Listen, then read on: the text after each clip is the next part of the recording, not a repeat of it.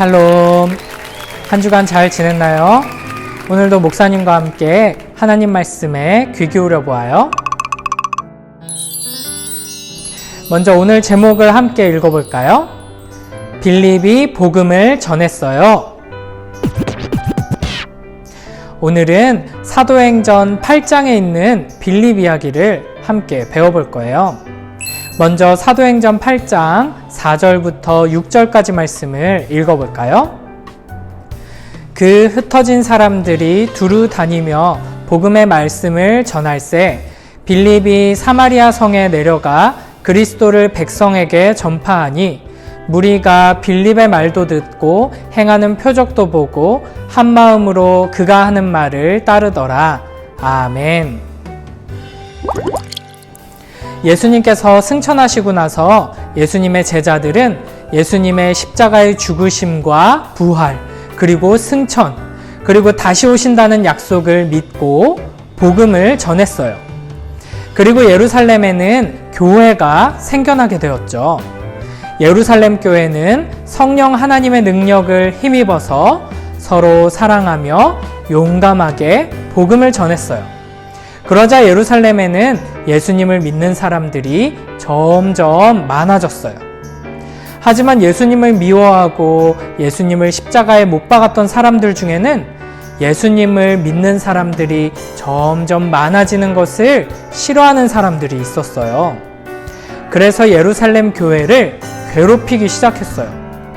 함께 모여서 예배드리지 못하게 방해하고 교회에 대한 나쁜 소문을 퍼뜨리고 복음을 전하지 못하게 했어요. 예수님을 믿는 사람들이 예루살렘에 함께 모여 살지 못할 정도로 괴롭힘은 점점 심해졌어요. 어느 날에는 스데반 집사님이 많은 사람들에게 용감하게 복음을 전하다가 예수님을 미워하는 유대교 사람들에 의해서 돌에 맞아 죽게 되었어요. 사울이라는 유대교 청년은 예수님을 믿는 사람들을 잡아서 감옥에 가두기도 했어요. 결국 예루살렘 교회 사람들은 예루살렘을 떠나 여러 곳으로 뿔뿔이 흩어지게 되었어요. 이곳저곳으로 뿔뿔이 흩어진 예루살렘 교회 사람들은 어떻게 되었을까요?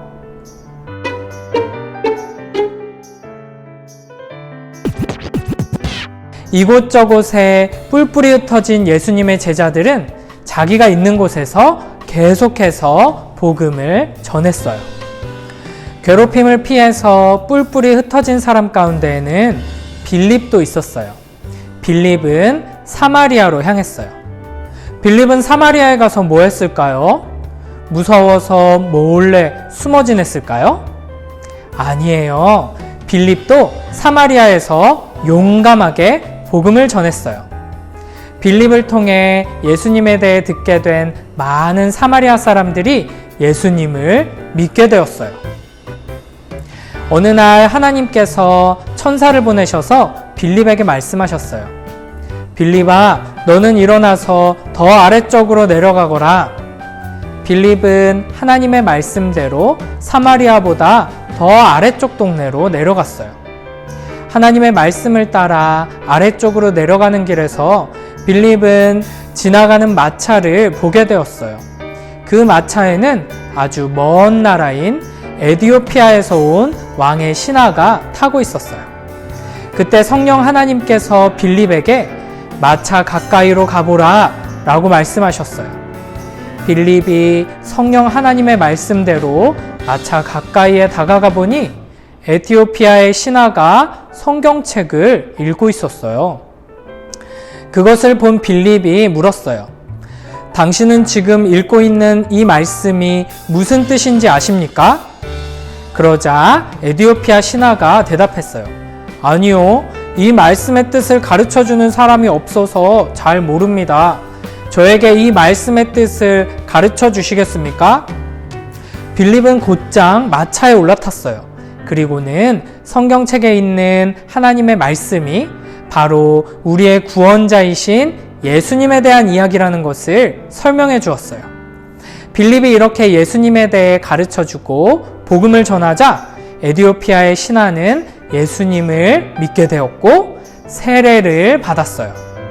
그는 예수님을 믿게 된 것을 아주 기뻐하면서 자기 나라로 돌아갔어요.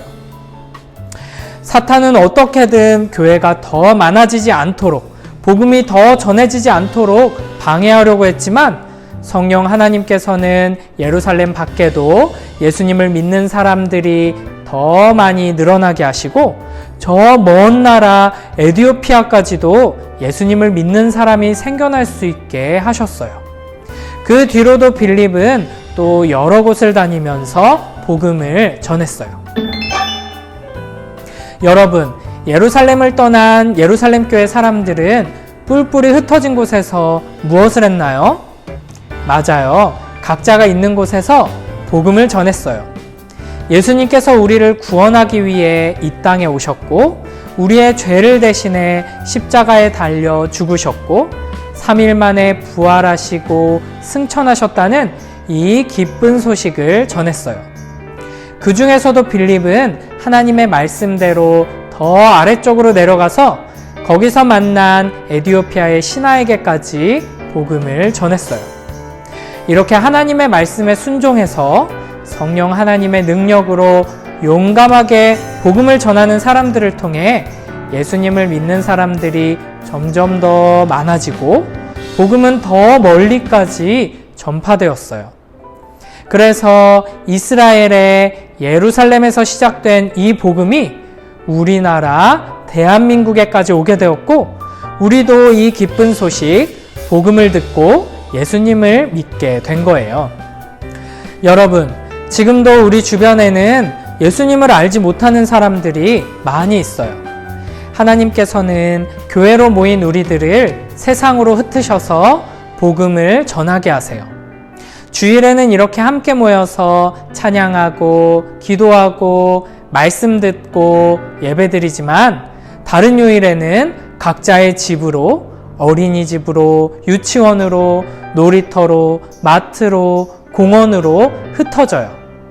우리는 예루살렘 교회 사람들이 뿔뿔이 흩어져서도 용감하게 복음을 전했던 것처럼 매일매일 어디에 있든지 만나는 모든 사람들에게 이 기쁜 소식을 전해야 해요. 목사님 따라서 크게 외쳐볼까요? 어디에 있든지 복음을 전하라. 어디에 있든지 누구를 만나든지 복음을 전하며 예수 그리스도의 증인으로 살아가는 복된 우리 모두 되길 축복합니다. 함께 손 모으고 눈 감고 기도합니다. 하나님 아버지 감사합니다. 예수님의 제자들에게 굳건한 믿음을 주시고 성령 하나님께서 능력과 용기를 주셔서 어디에 있든지 누구를 만나든지 용감하게 복음을 전할 수 있게 하시니 감사합니다. 그래서 우리들도 이 아름다운 복음을 듣고 예수님을 믿을 수 있게 축복해 주시니 감사합니다. 우리들도 예루살렘 교회 사람들처럼 어디에 있든지 누구를 만나든지 용감하게 복음을 전하고 영원한 생명을 전하는 복된 증인이 될 수 있도록 축복해 주세요. 예수님 이름으로 기도드립니다. 아멘.